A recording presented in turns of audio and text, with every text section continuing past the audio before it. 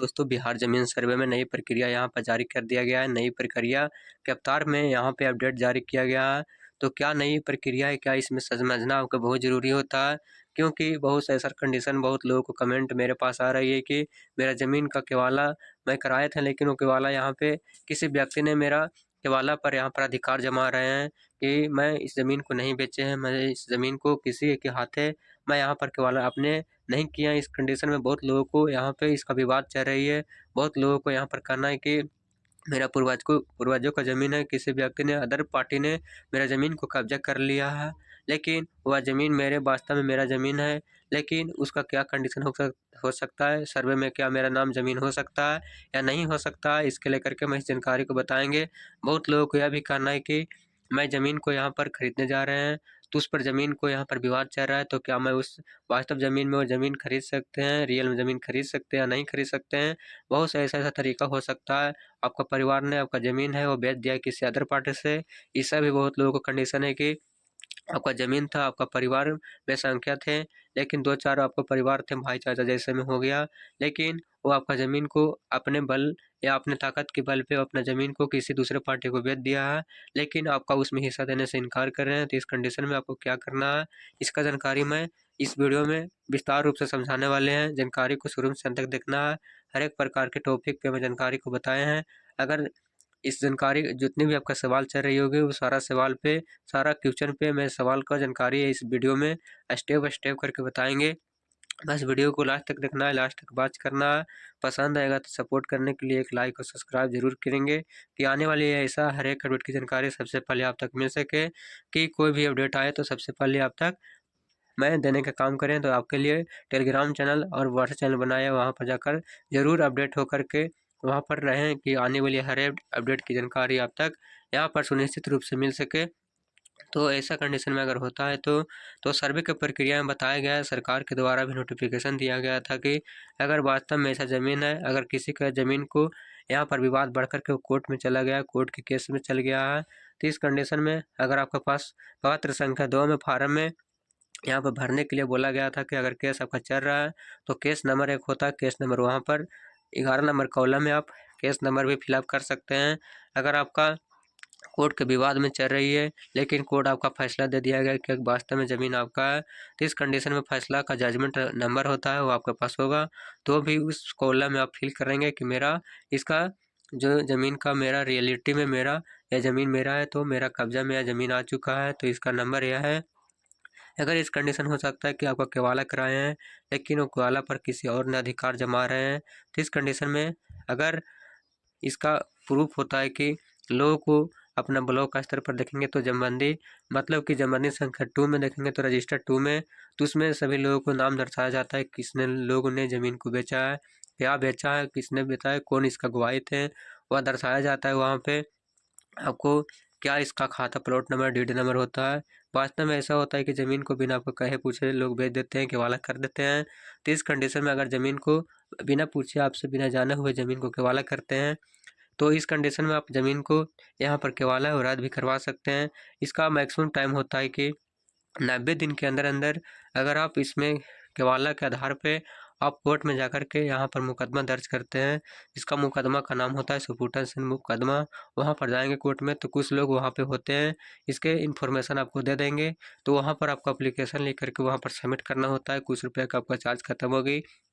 लेकिन वहाँ पर जब जाएँगे तो कंप्लेंट दर्ज करेंगे तो केवाला आपको वेरिफ़िकेशन करने के लिए जो पार्टी आपका ज़मीन को बेचा है, जो खरीदा है, दोनों को नोटिस करके वहाँ पर बुलाया जाएगा, ऑर्डर पे बुलाया जाएगा। ऑर्डर के आदेश के अनुसार वहाँ पे उन लोगों से इन्फॉर्मेशन ली जाएगी क्या वास्तव में ज़मीन इनको भी पार्टी का था या उन्हीं का था। इसमें से सारा इन्फॉर्मेशन लेकर के वहाँ पर सही तरीक़ा से यहाँ पर किया जाएगा। अगर गलत पाता है तो वहाँ पर केवाला आपको रद्द की जाती है और जो पैसा केवाला जिस रूप में ज़मीन खरीदे होंगे तो जो पैसा दिए होंगे तो वो पैसा आपको वापस करेंगे और नहीं करेंगे वह कोर्ट कोई ज़िम्मेदार नहीं होता। लेकिन अब केवाला है, केवाला रद्द कर दिया जाएगा यहाँ पर कानून के अनुसार और आपका ज़मीन उसमें अधिकार हो सकती है, अधिकार जमा सकते हैं आप भी। लेकिन वास्तव में ऐसा होता है कि 90 दिन से अधिक हो जाता है, तो इस कंडीशन में आपको बहुत यहाँ पर टेंशन हो जाती है, बहुत घबराहट हो जाती है कि क्या लंबे समय से केवाला हो चुकी है लेकिन मेरा पता नहीं था। इस कंडीशन में वो भी एक बार मुकदमा करके चेक कर सकते हैं, क्या उसमें भी आपका देखभाल करने के बाद, जांच पड़ताल करने के बाद आपका नाम से भी वह केवाला यहाँ पर टूट सकती है। लेकिन अगर ऐसा कंडीशन होता है कि आपका ज़मीन किसी दूसरे व्यक्ति ने अपने नाम से करा लिया है, अगर आपका रिश्तेदार ने भी अपने नाम से करा लिया है, तो इस कंडीशन में आपको बोला जा रहा है कि मेरा नाम से ज़मीन है, मैं नहीं आपको देने के लिए सहमत नहीं है। तो इस कंडीशन में आप भी इसके तहत भी मुकदमा आप यहाँ पे ब्लॉक स्तर या कोर्ट में भी जाकर के मुकदमा को फायर कर सकते हैं, दायर कर सकते हैं।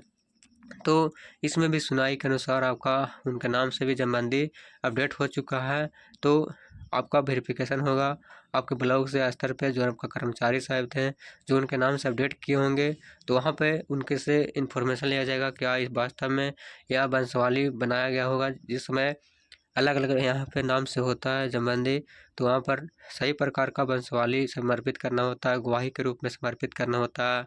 आपका ज़मीन पर गया हुआ है तो उनका साबित होता है कि क्या ये ज़मीन पर गया है, आपके वेरिफिकेशन करना आपके गांव में यहाँ गया है नहीं, वहाँ से पूरा वेरिफिकेशन होता है। अगर गलत पाता है तो जो आपका एरिया का, जो भी आपका प्रखंड का कर्मचारी और जो भी है वहाँ पर कार्यालय के लोगों होते हैं, वह सभी को वहाँ पर वेरिफिकेशन के दौरान वहाँ पर उनका भी खंडित कानून का यहाँ पर जो इसका दंड अधिकार किया जाती है, तो यह भी आपका क्रूर अपराधी करने वाला लोगों को भी इसमें कानून का अपराध बनता है, तो उसका भी इसमें प्रेटिक करना होता है।